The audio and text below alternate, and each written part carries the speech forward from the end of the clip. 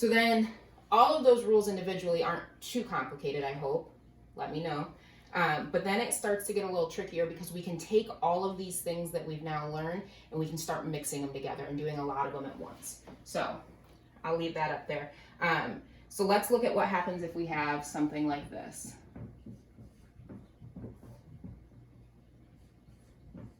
Okay, and I got all these problems by just looking at the assignment they gave you and kind of writing my own, so that way you should hopefully have an example of kind of all of them that are on there. So if there are any that like really stump you, let me know and I can help you figure those out too.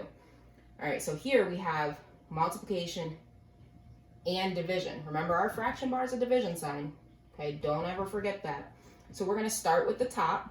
We're going to just do any kind of simplifying that we can, one step at a time. So we're going to start by multiplying the top. What happens when I multiply with an exponent? I add my exponents. Remember that from before. So we're just going to start off with 10 to the 5 plus 7. And we're going to leave it over the bottom. We're not going to touch that for right now. We're just going to do one thing at a time. It's also important to note, remember, all of these have the same base. These are all a base of 10. Okay, you can't do this if your bases don't match. All right, so we're just looking at ones that have the same base. So 5 plus 7 is 10 to the 12th over 10 to the 3rd. Okay, so now what do? Well, now it's a simple division problem. And remember, with division from before, we just subtract. So I take the top one minus the bottom one. That's where this came from. Okay, I didn't just make these numbers up. I got them right here. So 12 minus 3, 10 to the 9th. Okay? So this, which was pretty ugly to look at, and even if you did need to evaluate it, this is not easy to type into your calculator without making mistakes. So it's really nice to be able to simplify it first so that we don't mess things up. Okay? All you're doing at this step is simplifying. You'll do some where you evaluate, and we'll talk about that when we get there. But right now, this is your answer. I don't need to know what that equals. I just want it simplified. Okay, I just want to have one power, one exponent. All right.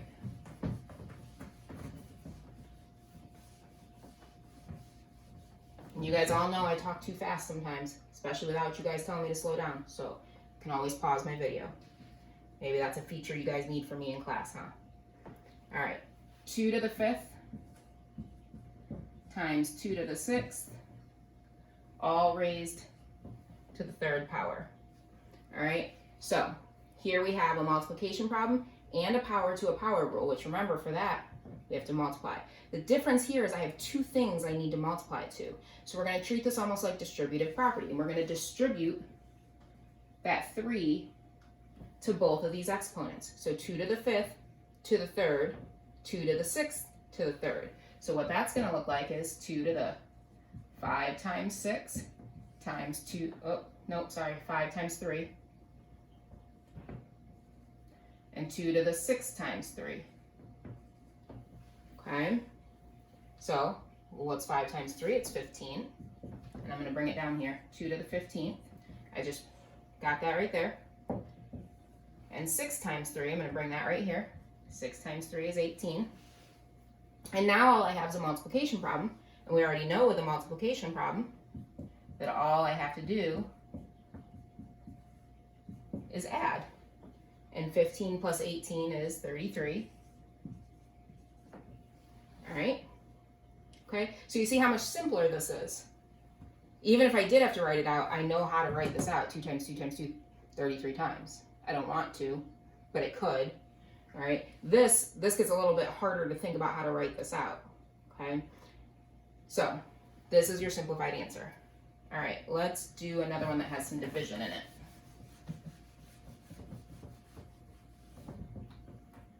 Um, 7 to the 4th over 7 to the 3rd, and we're going to raise all of that to the 2nd power. All right, so I use these big parentheses. That tells me that everything in here is to the 2nd power. So I need to take this and distribute this to here. And I need to give it to the bottom part. I can't just give it to the top. I have to give it to everything inside those parentheses. So 7 to the 3 times 2. All All right, 7 to the 4 times 2, 4 times 2 is 8. 7 to the 3 times 2, 3 times 2 is 6. And now I just have a division problem, which we know is just subtraction. So 7 to the 8 minus 6, 8 minus 6. That's where that came from. And 8 minus 6 is just 2. So 7 squared. All right, that's all that equals. This and this are exactly the same thing, just written in different ways. All right. So then your paper actually threw at you a negative problem. And I want to show you something about that. So if I have,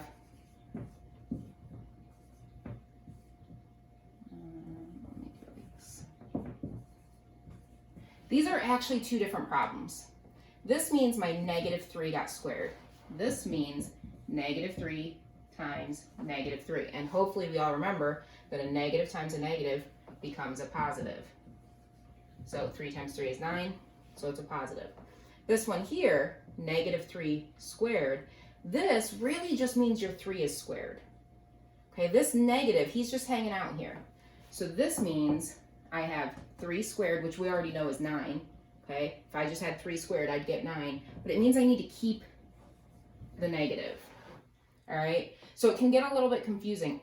When I write them myself, I try and put this like that so that you know that that negative is separate. Okay, but they don't always get written that way. So we need to make sure we remember if the negative isn't in the parentheses with the number, it's not always attached to the number. Okay, so let's look at a problem that has that. Let's do 11 to the 5th times 11 to the 3rd over negative 11 squared. Hint, there's one in your packet just like this. That's why I did it. So let's start off at the top. 11 to the 5th times 11 to the 3rd. Well, I need to add them, right? Because it's a multiplication problem. 5 plus 3. And then I'm just going to bring this over for right now. So then we have 5 plus 3, which we all know is 8. Okay, now hopefully you remember that negatives, when they are in a fraction, we don't like to leave them in the denominator. We talked about that a lot with slope. Okay, when we were doing rise over run, we like to move that negative either up top or out front. So that's all I'm going to do. I'm going to pull this negative out front. Let's do it up here. Negative 11 to the 8th over 11 squared. Because if I have one negative, my whole thing is negative, right? If I have a negative on the bottom, the whole thing's negative. If I have a negative on top, the whole thing's negative. And we talked about how you could move that negative around when we did our slope stuff. So just pull it out front. Then simplify this like you normally would. Let's bring it down here. Okay, and I just copied that whole problem right here. So 8 over 2, that means that I need to simplify by doing subtraction. So this equals negative 11 to the 8 minus 2. And 8 minus 2 is 6, so I have negative 11 to the 6th. Okay, so that negative can get a little tricky. If it's not in parentheses, I would just pull it out front. Okay, all right. So I think this is the last thing that we're going to talk about for this video clip, and then I'll do another video for your other stuff. Yeah, so the last part I want to talk about, because it does ask you to do some evaluating. All you're going to do for evaluating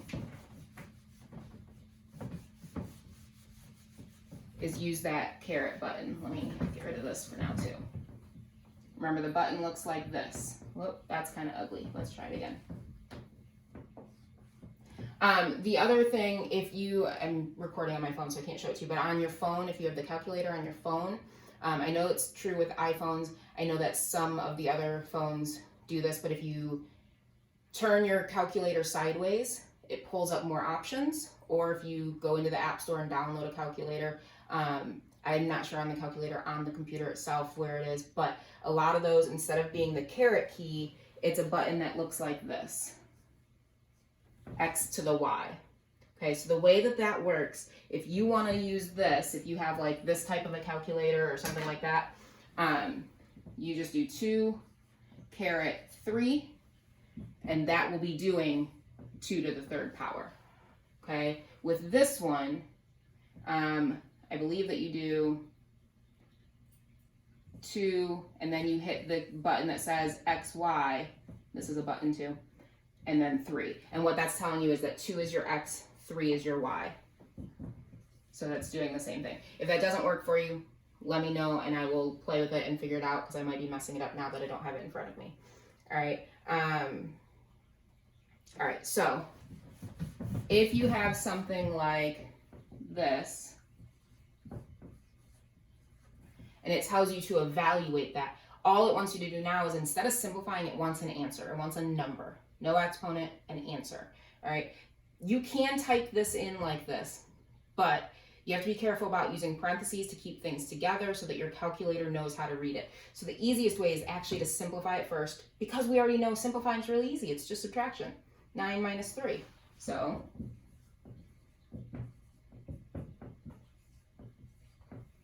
okay, so now I can type this in, and again, I'm just going to type in 5 caret 6 or 5xy6, whatever I have, and I already did it.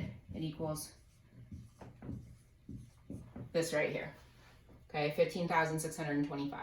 So this is my answer. If it says to evaluate, my board is not attached to anything, sorry. So if it says evaluate, this is the kind of answer I want. Okay, so you're going to do all the same things. You're just going to, once you get it simplified, type it into your calculator and give me an actual number answer. Okay, oh, there is one more thing I wanted to do with you before I stop this video. All right, so again, if you have any questions or if you need another example, here, let me just do another one with you.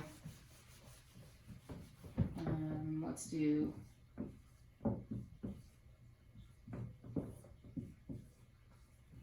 okay, 10 to the 3rd times 10 to the 4th. We need to do addition. 3 plus 4 is 7. Oops, forgot my bottom here. And then now I'm just doing subtraction.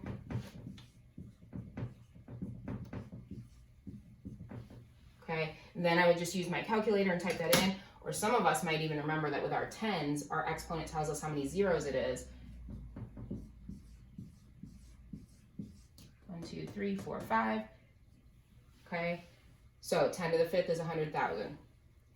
All right, so the last thing I'm going to show you guys before I stop this video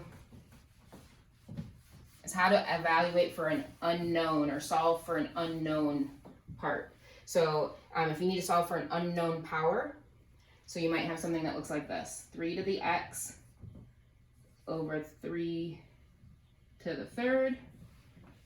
And I want to know what is x. Well, let's figure it out. We know that with something like this, we do subtraction, right? So let's write it the same way I've been writing them. X minus 3. Okay. Sorry, I forgot the second half of my answer. We need this part. This is what they're telling me it equals. All right, so cut, erase, back up. Here's my problem. We know that this is a subtraction problem. So we have 3 to the x minus 3 equals 3 to the 5th. Well, this 3 is the same. Remember, with equations, when we're solving equations, if I have something the same on both sides, they equal each other, we can kind of get rid of them, right? So let's just focus on this part. X minus 3 equals 5. If some number minus 3 equals 5, what's that number? And if I had a more complicated equation and I couldn't figure it out that easily, we know we do the opposite. So now we know that this x right here was an 8. Okay, that's the mystery x. All right, so let's do 2 more and then we'll stop this video. All right, so let's try 10 to the 4th times 10 to the x equals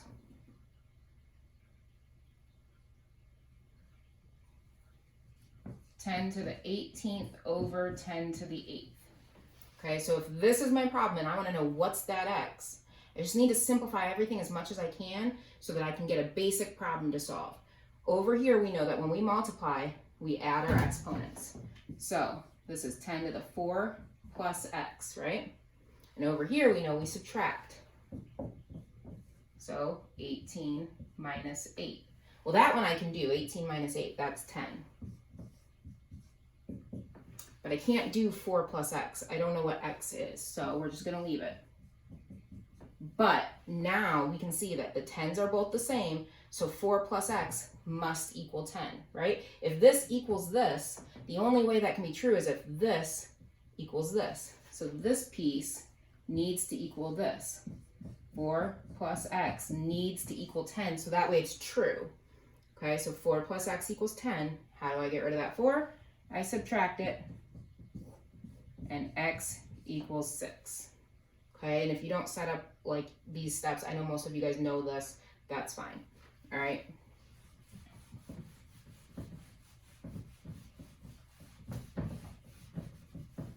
All right, so last one, 4 to the x to the 9th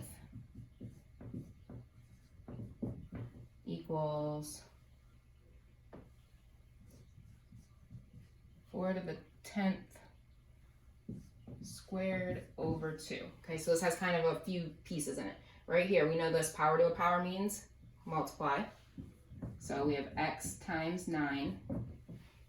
Again, power to a power, 10 times 2, so 20. Sorry, this was supposed to be 4 to the 4 squared. I wrote too small in my notes. Okay. All right, hope I didn't confuse you. So here we're just going to do subtraction, 20 minus 2, which is 18. So that's where this is coming from. So now I know, I've got those 4s that match. X times 9 equals 18. Well, what number times 9 equals 18? And again, if I forget, x equals 2. Okay, 18 divided by 9 is 2. Again, if you're using bigger numbers or you're not sure, use that calculator. All right, so that means that this x right here, this missing piece, is a 2. All right, so again, if there's something I didn't cover very well, or if you still have a question, fill out that Google Doc form that Mr. Wicklund put on there, or email me, or whatever. I think you can leave comments on these videos. So I hope that helped. If you have questions, let me know, and I will start working on a video for the next section. All right.